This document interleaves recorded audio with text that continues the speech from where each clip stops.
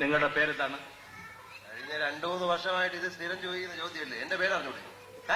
ആന്റണി. ക്രിസ്തുമത വിശ്വാസിയാണോ?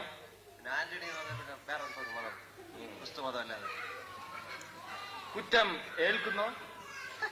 ചെയ്യാത്ത കുറ്റം എങ്ങനെയായിരിക്കും? ദിവസവും പള്ളിയിൽ പോകാറുണ്ടോ? ഇതെന്തോ ചോദ്യം? പിന്നെ ദിവസം പള്ളിയിൽ പോകാതെ ക്രിസ്ത്യാനികൾ പള്ളിയിൽ പോകും. 2 വർഷത്തിന് മുമ്പുള്ള ഒരു സെപ്റ്റംബർ മാസം പള്ളിയുടെ മുൻവശത്ത് വെച്ചിരുന്ന എന്റെ വാദിയുടെ സൈക്കിൾ നിങ്ങൾ മോഷ്ടിച്ചില്ലേ? എന്തോ സൈക്കിൾ?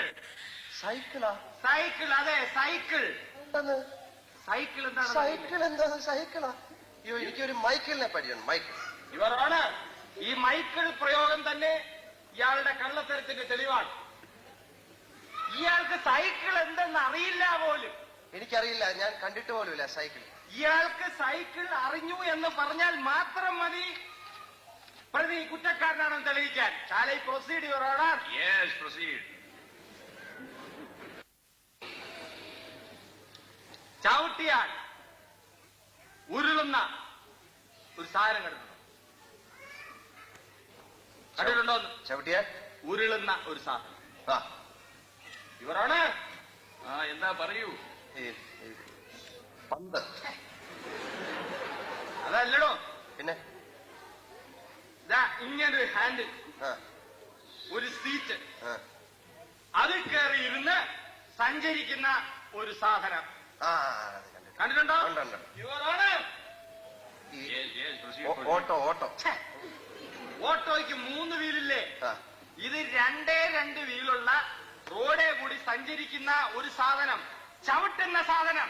അത് കണ്ടിട്ടുണ്ട്. ഇവരാണ്. ഈ സ്കൂട്ടർ. അത് ഇന്ധനം ഒഴിച്ചെങ്കിലല്ലേ ഓടുള്ളൂ. എന്തത്? പെട്രോൾ, ഡീസൽ അതൊഴിച്ചെങ്കിലല്ലേ അത് ഓടുള്ളൂ.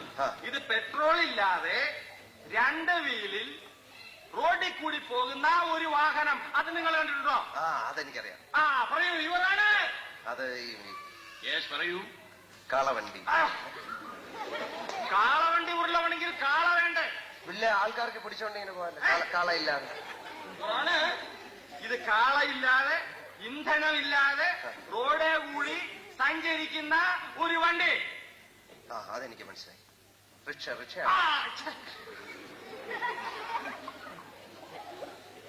ഏറ്റവും വേഗത കൂടിയ വാഹനം ഏതാണ്? പ്ലെയിനാണ്. പ്ലെയിൻ? ആര് പറഞ്ഞു? പിന്നെ റോക്കറ്റ്. ഇവരാണ്.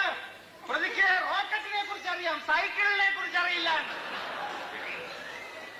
Plain, rocket. രണ്ടാമത്തെ വേഗത കുറഞ്ഞ വാഹനം? അത് സാറ് പറഞ്ഞതല്ലേ? പ്ലെയിൻ. മൂന്നാമത്തേത് ഈ കരയെക്കൂടെ. കരയെക്കൂടെ? അത് ട്രെയിൻ.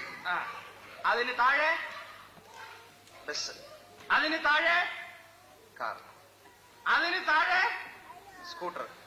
അതിനും താഴെ ലൂണ. ലൂണ. ലൂണ. ഇവരാണ്. അതിനും താഴെ. പറയൂ. അതിനും താഴെ. താഴെ. അതിനും ലൂണയ്ക്ക് താഴെ. ഇങ്ങനെ സാധാരണക്കാരന്റെ വാഹനം. വള്ളം. വള്ളം. വള്ളം.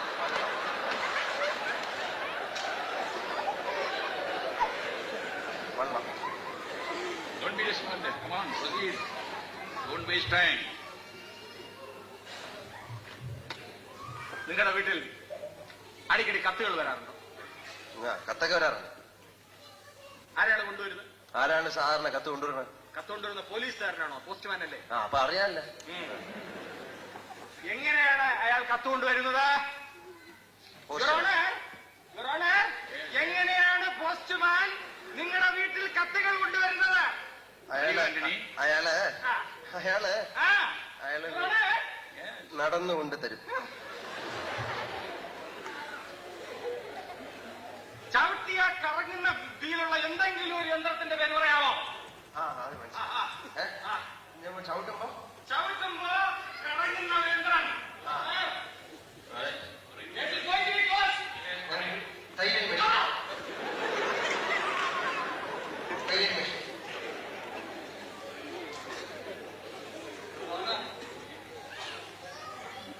മെഷീൻ. ഞാൻ ഈ കേസിൽ നിന്ന് പിൻവാങ്ങുന്നു. ഈ മനുഷ്യന് ചവിട്ടുമ്പോ കറങ്ങുന്ന സാധനമാണോ? ആ മനുഷ്യര് ചവിട്ടുമ്പോ കറങ്ങും സാർ. ആ കേറി ഇരുന്ന് മനുഷ്യര് ചവിട്ടുമ്പോ കറങ്ങുന്ന സാധനം. അതായത് ഇപ്പൊ ഒരു മനുഷ്യൻ കയറി ഇങ്ങനെ ചവിട്ടും, ചവിട്ടുമ്പോ കറങ്ങും. അത് ഞാൻ കണ്ടിട്ടുണ്ട്. കണ്ടിട്ടുണ്ട്. അത് ഞാൻ കണ്ടത്തിൽ കണ്ടിട്ടുണ്ട്. ആ കണ്ടത്തിലും കാണാം. കണ്ടത്തിലെന്തിനാണ്? പാടത്ത് ഈ നമ്മളെ ഈ അപ്പുറത്തെ പാടത്തിന് വെള്ളം കുറവാണെങ്കിൽ ഇപ്പുറത്തെ പാടത്തിൽ നിന്ന് ഒരാൾ ഇങ്ങനെ മോളിൽ കയറി അതല്ലേ? ഞാൻ പിൻവാങ്ങുന്നു യുവർ ഓണർ. ഞാൻ നിരുപാധികം പിൻവാങ്ങുന്നു. യുവർ ഓണർക്ക് ഇഷ്ടം പ്രകാരമാതിരി ഇവരെ ശിക്ഷിക്കാം.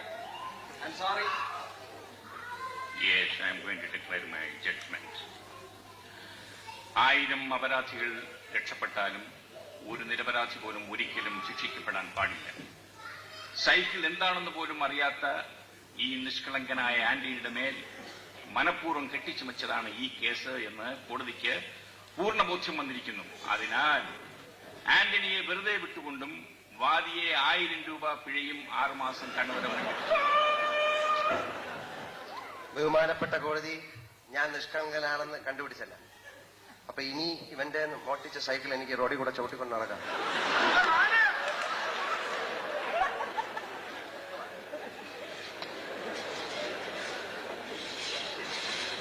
മുമ്പ്